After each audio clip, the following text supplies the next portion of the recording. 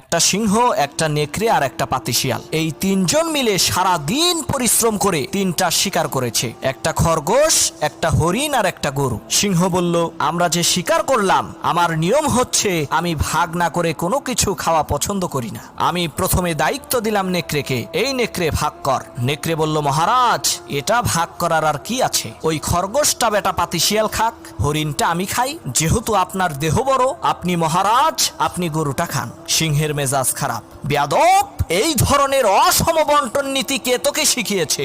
এক থাপ্পড় মেরেছে, নেকড়ের কল্লা 50 হাত দূরে যেয়ে পড়ছে। এবার সিংহ শিয়ালকে বলছে, এই শিয়াল ভাগ কর বেটা। শিয়াল কয়, মহারাজ এর মধ্যে ভাগ করার কিছু নাই, আপনি ব্রেকফাস্ট করবেন খরগোশ দিয়ে, লাঞ্চ করবেন হরিণ দিয়ে, আর ডিনার করবেন গাভী দিয়ে। মহারাজ খুব খুশি। হে রে শিয়াল রে, এত ইনসাফ ভিত্তিক বন্টন নীতি কে তোকে শেখালো রে? শিয়াল বলে, কিছুক্ষণ আগে যে কল্লা দিয়ে গেছে